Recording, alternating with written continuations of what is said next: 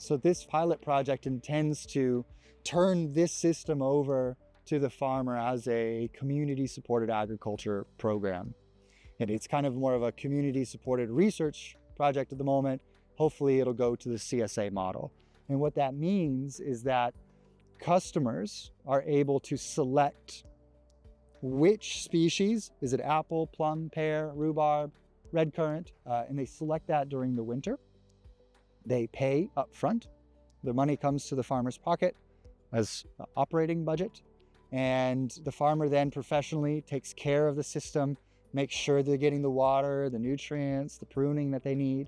And then when it's harvest time, the customers come out to their tree that they have adopted or their bush that they have adopted and harvest those products and take them home and do whatever it is that they would like to do with those products. And our customer base is mostly going to come from the existing customer base. So there's an apple orchard using this model on the farm already, wildly popular for years. So this is one reason why we don't have too many apples here, but we have other things here that would complement an existing CSA. So this is a way for people to get a different experience and harvest different crops.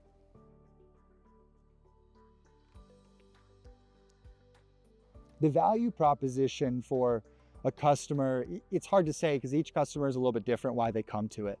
But one of the main things that we'll be able to compete on is just the species selection. Finnish sweet cherries, Finnish plums, Finnish pears. So you would be able to maybe find some of these things now, but they're still not generally accessible. The system itself is so novel, the approach, the biodiversity, the polycultures. You know, once this really gets going, it'll feel very different, very much more wild in some sense than like the apple orchard. So it offers an experience, it offers different kinds of products.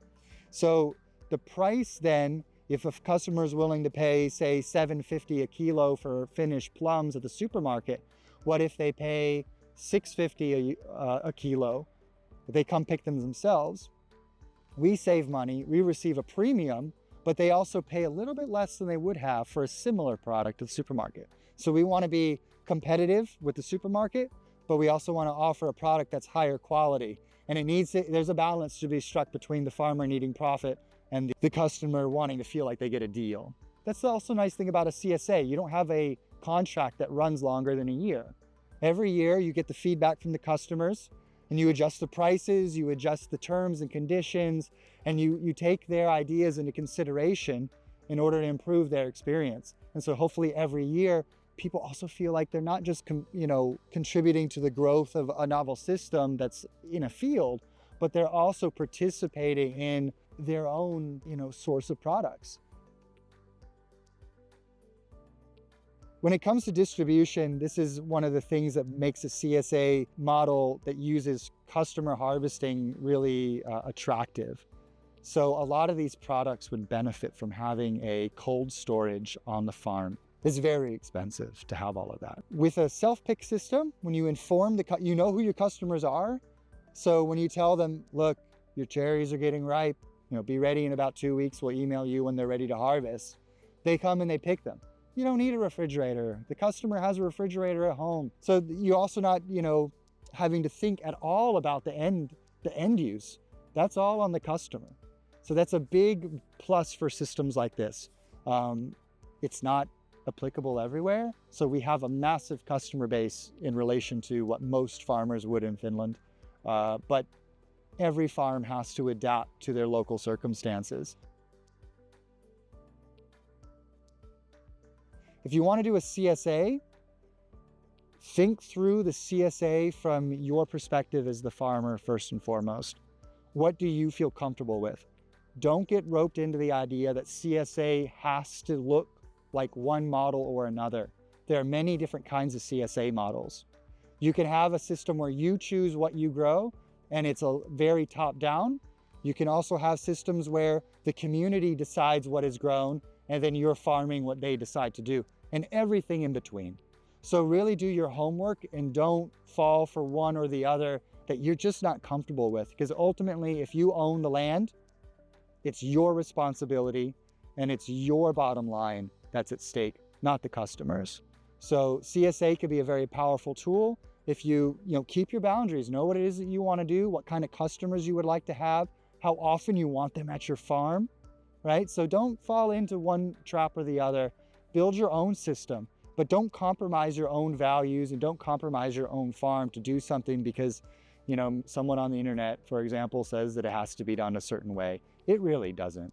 Use your own creativity and make it work for you and for your community that you build with together over time at your farm.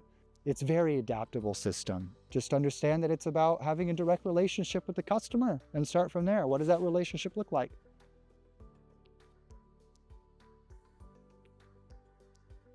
For clients, what's interesting is that what they get by participating, even if it's not a cash exchange, is to exchange their time and their interest for helping us develop a novel type of farming. These types of farming systems are not normal. This is why it needs to be piloted. So if a customer is interested in carbon sequestration, local food, different kinds of crops, like finding apple types that you don't find at the grocery store, or finding sweet cherries, they get things that they normally want to get while also being able to live their values a little bit, at least in a small part, right?